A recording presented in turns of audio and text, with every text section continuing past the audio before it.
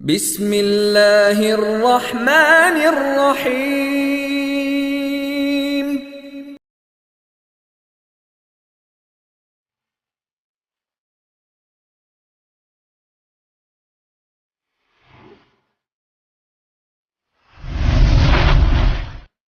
وَلَقَدْ أَرْسَلْنَا رُسُلًا مِّن قَبْلِكَ وَجَعَلْنَا لَهُمْ أَزْوَاجًا وَذُرِّيَّةً وَمَا كَانَ لِرَسُولٍ أَن يَأْتِيَ بِآيَةٍ إِلَّا بِإِذْنِ اللَّهِ لِكُلِّ أَجَلٍ كِتَابٌ۔ زید بن حارثہ ان سے ہوا تھا۔ زید بن حارثہ نے انہیں طلاق دی، زینب رضی اللہ عنہا کو طلاق دینے کے بعد اللہ کا حکم ہوا کہ اب زینب بنت جحش آج سے آپ کی بیوی ہیں۔ اور مقصد یہ تھا کہ عرب کے لوگ جو سمجھتے تھے کہ لے پالک کی بیوی بہو بن جاتی ہے، اس سے نکاح ناجائز ہے، اس تصور پہ ضرب لگانا اور یہ میسج دینا کہ لے پالک حقیقی بیٹا نہیں، لہٰذا اس کی بیوی حقیقی بہو نہیں بن سکتی۔ اگر لے پالک طلاق دیتا ہے یا اس کا انتقال ہو جاتا ہے، اس کی بیوہ سے ہم شادی کر سکتے ہیں، یہ میسج دینا مقصد تھا، یہ مسئلہ بتانا مقصد تھا۔ تو زینب بنت جحش رضی اللہ عنہ سے آپ کا جو نکاح ہوا وہ اس پس منظر میں۔ تو حضرت آپ دیکھ رہے ہیں کہ بڑی حکیمانہ بڑی حکمتیں تھیں اور بڑے اعلیٰ مقاصد تھے، عظیم مقاصد تھے، جن مقاصد کے پیش نظر نبی کریم صلی اللہ علیہ وسلم نے نکاح کیا۔ اور دیکھیے سب سے زیادہ زہر جو اگلا گیا ہے، سب سے زیادہ زہر اور خطرناک باتیں جو لکھی گئی ہیں مائی عائشہ صدیقہ رضی اللہ عنہا کے نکاح کو لے کر۔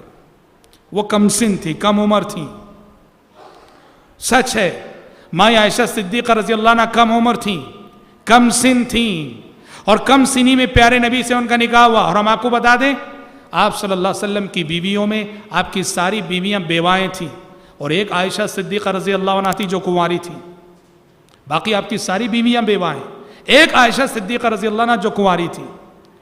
سب سے زیادہ زہر اگلا گیا ہے مائی عائشہ صدیقہ رضی اللہ عنہ کے نکاح کو لے کر، کم سن لڑکی سے نکاح کیا۔ دیکھیے ہم آپ کو ایک بات بتا دیں کہ سب سے پہلے کم سن لڑکی کا تصور، 9 سال کی لڑکی کا تصور آپ ہندوستان کی 9 سال کی لڑکی پر قیاس نہ کیجئے۔ عرب کا ماحول، عرب کا موسم، عرب کی آب و ہوا، عرب کی فضا ایسی ہے کہ وہاں بچے بہت جلد بڑے ہو جاتے ہیں، جسمانی نشو و نما عمر کے اعتبار سے 8-10 سال کے رہیں گے، لیکن جسامت کو دیکھو تو یوں لگے گا 17-18 سال کے ہیں۔ سب سے پہلی بات تو یہ، لیکن جو اصل بات یہ ہے جو کہنا چاہتا ہوں، مائی عائشہ صدیقہ رضی اللہ عنہ کم سن تھی صحیح، لیکن میرے بھائی یہ بات آپ کو یاد رہے کہ عرب کے سماج میں، عرب کی سوسائٹی میں کم عمر اور کم سن لڑکیوں سے نکاح کرنا کامن بات تھی۔ اس کو عرب کی سوسائٹی، عرب کے سماج میں کبھی کوئی معیوب بات سمجھتا ہی نہیں تھا، کامن بات تھی وہ۔ جی ہاں، یہاں جو ہے ہندوستان میں کیوں نہیں ہوتا ہے؟ ہندوستان میں بیوہ سے نکاح کرنے کو بڑی عیب دار بات سمجھتے ہیں، اس لیے یہاں جو عورت ایک مرتبہ بیوہ ہو جاتی ہے وہ بیوہ ہی رہتی ہے، بغیر شوہر کے رہتی ہے۔ عرب میں سبحان اللہ وہ کوئی بھی لڑکی کیوں نہ ہو، کوئی بھی عورت کیوں نہ ہو، بیوہ ہوئی عدت کیا ختم ہوئی، 10 پیغام آتے ہیں، آج بھی ویسے ہی چلتا ہے عرب میں۔ اسی لیے کم سن لڑکی بڑی عمر کے لوگوں سے کم سن لڑکیوں کا نکاح کرانا، عرب کے لوگ اس کو کبھی معیوب نہیں سمجھتے تھے، وہ ان کی سوسائٹی میں کامن تھی یہ بات۔ لہٰذا یہ بات انتہائی غلط ہے کہ ہمارے سماج، ہماری سوسائٹی کے تصور کو رکھ کر دوسرے سماج اور دوسری سوسائٹی کی ایک روایت پہ جو تنقید کریں، یہ انتہائی غلط بات ہے۔ میں ایک بات آپ بتاؤ، سیرت کی دنیا میں جتنی کتابیں، سیرت کی کسی بھی کتاب میں بتاؤ، کیا کبھی ابو جہل نے، ابو لہب نے، نضر بن حارث نے، ولید بن مغیرہ نے، جو پیارے نبی کے بڑے بڑے دشمن تھے، ان میں سے کبھی کسی نے یہ اعتراض کیا کہ محمد صلی اللہ علیہ وسلم نے کم سن لڑکی سے شادی کی؟ کہیں نہیں دکھا سکتے آپ۔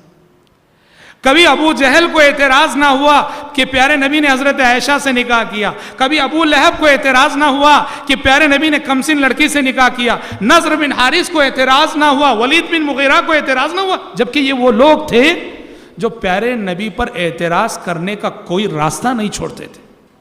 انہوں نے نہیں کی. کیوں؟ وہ جانتے تھے کہ ان کی سوسائٹی میں کامن بات ہے. اور آج مدینے کی زندگی میں ہم نے اپنی آنکھوں سے دیکھا ہے.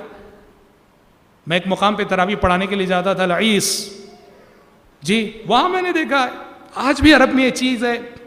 بڑی عمر کے لوگ کم سن لڑکیوں سے نکاح کرتے ہیں اور یعنی مایوب بات نہیں سمجھی جاتی ہے. یہ سارے عرب میں ماضی میں بھی اور آج بھی یہ بات کامن ہے. تو لہٰذا ہمارے سماج اور ہماری سوسائٹی کی روایتوں اور تصورات کو رکھ کر دوسرے سماج اور دوسرے سوسائٹی کی اس پہ تنقید نہیں کر سکتے. اور حضرات سب سے بڑی بات کیا ہے جانتے ہیں؟ پیارے نبی صلی اللہ علیہ وسلم کے اعلیٰ اخلاق اور کردار، بلکہ ہم یہ کہہ سکتے ہیں یہ بھی آپ کے کیریکٹر کا ایک معجزہ تھا. آج آپ دیکھتے ہیں جس شخص کے پاس 2 یا 3 یا 4 بیویاں ہیں، دیکھو اس کی زندگی میں کتنے ٹینشن ہوتے ہیں. کتنے لوگ ہیں 2 شادی کرنے کے بعد زندگی میں کبھی دونوں بیویوں کا آمنا سامنا نہیں ہوا. 2 بیویاں پوری زندگی میں کبھی آمنا سامنا نہیں ہوا. اور 3-4 شادیاں کرنے کے بعد زندگی اتنی الجھنوں میں گزرتی ہے، ہمیشہ 100 کا 9 جھگڑا، ہمیشہ. قربان جائیے آپ صلی اللہ علیہ وسلم کے اخلاق اور کردار پر کہ آپ کی زوجیت میں بیک وقت جو جمع ہوئی 9 بیویاں جمع ہوئی، 9 بیویاں آپ نے اپنی زندگی میں بیک وقت رکھا. اور جو ماحول امہات المومنین کے درمیان تھا، پاکیزہ ماحول، اللہ اکبر، کس اپنائیت کے ساتھ، کس محبت کے ساتھ، کس خلوص کے ساتھ ساری ازواج مطہرات آپس میں مل کر بیٹھا کرتی تھیں. پیارے نبی نے کیسے اس ماحول کو مینٹین کیا، اور ایک مثالی شوہر ہونے کی حیثیت سے پیارے نبی نے کیسا انصاف کیا ان کے درمیان. آج بڑے سے بڑا انسان، طاقتور انسان بھی بیویوں کے مسئلے میں آ کر 2 بیویوں کے درمیان جب آتا ہے تو یوں لگو کہ چکی کے 2 پارٹ کے درمیان آ گئے اور دن بدن پستا رہتا ہے. لیکن قربان جائیے صلوات اللہ وسلام علیہ 9 بیویوں کو رکھ کر پیارے نبی صلی اللہ علیہ وسلم نے دعوت و تبلیغ کی اتنی عظیم ذمہ داری نبھائی. یہ کتنا بڑا اخلاق کا معجزہ ہے، کردار کا معجزہ ہے. اور آپ کے کریمانہ اخلاق کی دلیل ہے آپ کے صبر، آپ کا تحمل، آپ کی دور اندیشی، آپ کی فراست، آپ کی بصیرت. واللہ امہات المومنین سے آپ کے جو تعلقات تھے وہ اخلاق کی بنیاد پر تھے، اخلاق کی بنیاد پر تھے. یہی وجہ ہے کہ پیارے نبی اپنی پہلی بیوی جو بیوہ تھیں خدیجہ رضی اللہ عنہا، خدیجہ رضی اللہ عنہ کو پیارے نبی نے اتنا چاہا، جو عمر میں آپ سے بڑی اور بوڑھی تھیں. ان کے انتقال اور ان کی وفات کے بعد بھی پیارے نبی ان کو اتنا یاد کرتے تھے، اتنا ذکر خیر کرتے تھے خدیجہ رضی اللہ عنہ کا کہ حضرت عائشہ کو کہنا پڑا کہ مجھے کسی ام المومنین پہ اتنا رشک نہیں آیا جتنا رشک کے خدیجہ رضی اللہ عنہ پر آیا، کیونکہ میں ہمیشہ پیارے نبی کی زبانی ان کی تعریف، ان کا ذکر خیر ہی سنا کرتی تھی.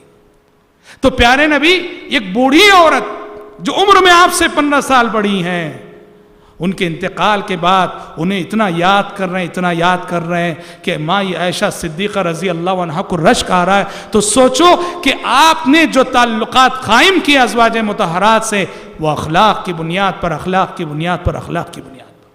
تو حضرات یہ بہت بڑی بات ہے، یہ ایک ایسا موضوع تھا جس کو جاننا بہت ضروری ہے، جس کو چھیڑے بغیر ہم نہیں رہ سکتے تھے.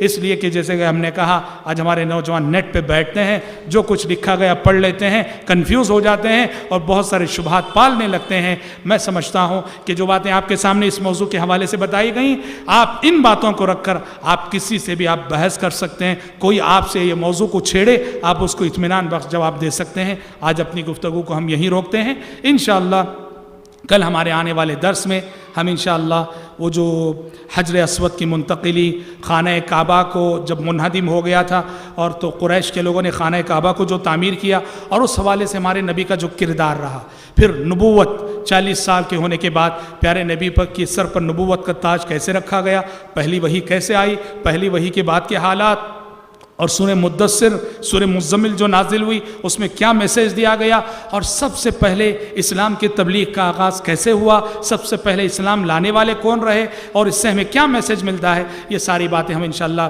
کل اپنے آنے والے درس میں سنیں گے۔ آج اسی پر اکتفا کرتے ہوئے اللہ تعالی سے دعا کرتے ہیں کہ رب العالمین سیرت رسول کا جو حقیقی میسیج ہے، پیغام ہے، ہم سب کو اپنی عملی زندگی میں ان تعلیمات کو نافذ کرنے کی توفیق عطا فرمائے۔ آمین۔ وآخر دعوانا ان الحمد للہ رب العالمین۔